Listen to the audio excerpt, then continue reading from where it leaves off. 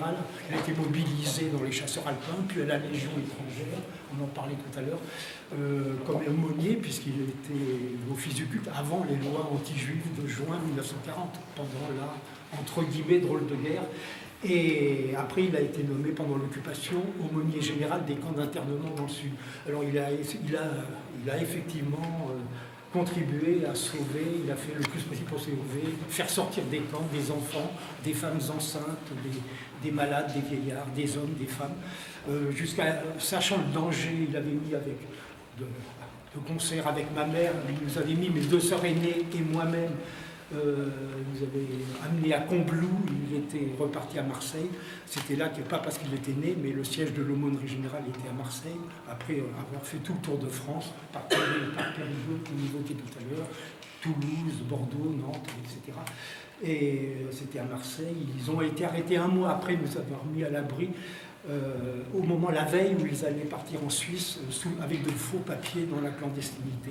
Ils ont été arrêtés le 22 décembre 1943, les Baumettes, Drancy, et Drancy par le convoi, puisqu'on les numérote, numéro 67, le convoi du 3 février 1944, direction Auschwitz, ma mère à Birkenau, 2 mois et demi après, le 27 avril, si on est témoin, elle a été gazée. Mon père a tenu le choc jusqu'à la marche dite de la mort, l'évacuation d'Auschwitz, enfin pour la plupart des déportés qui s'y trouvaient, en janvier 1945, devant l'avancée des troupes alliées. Il a été une marche vers le sud, vers l'Autriche, jusqu'à Mauthausen, c'est dans l'Autriche actuelle. Et il est mort tout juste quelques jours avant la libération du camp. Bon, ceci étant... oui, alors moi et mes 2 sœurs, c'est une autre histoire. Alors je vais faire un petit peu de clarinette, un peu de musique, parce que ça ne s'oppose pas du tout. Alors je vais faire un petit air pas très joyeux, yiddish, Nartendren. Je ne suis pas yiddishiste, et puis je ferai un autre petit morceau, un peu plus joyeux, parce que la vie continue quand même. Il a fait, oui, juste un mot...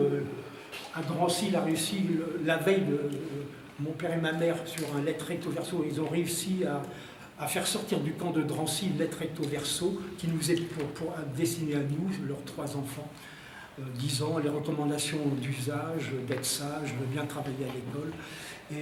Et c'était assez exceptionnel, avec de l'optimisme. Et nous allons nous revoir bientôt, nous partons pour un long voyage. Enfin, il se voulait optimiste, et les 2, ma mère et mon père.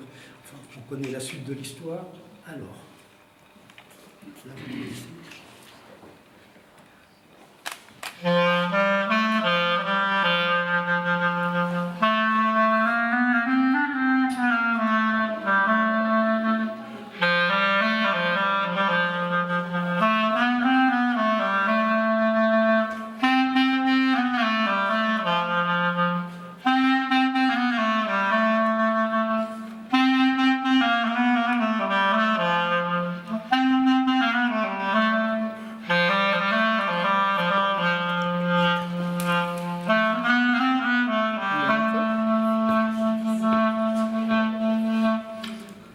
Qu'on monte le pupitre, on peut le monter. Le pupitre se monter.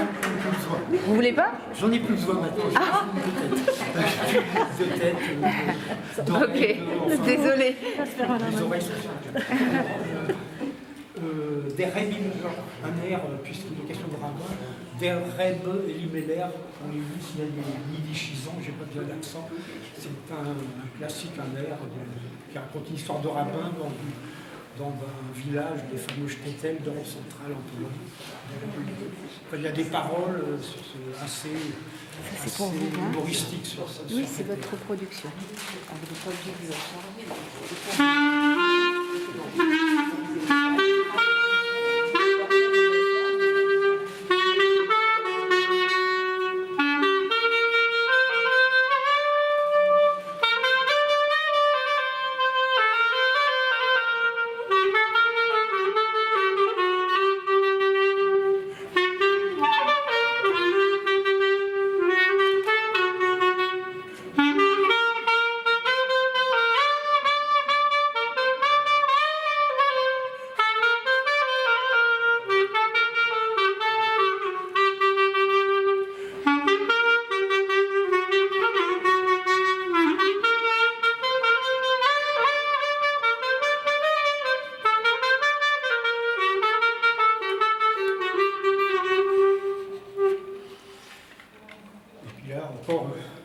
un air qui raconte une histoire de rabbin.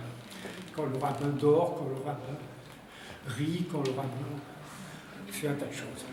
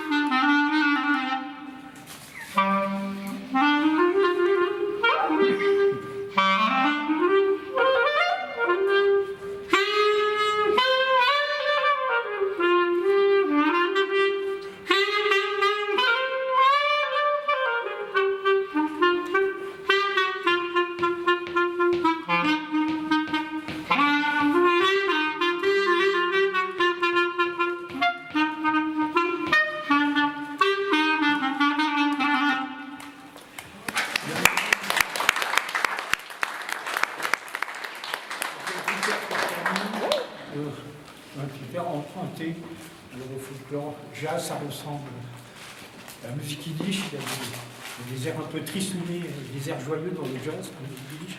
Ça, fait chanter.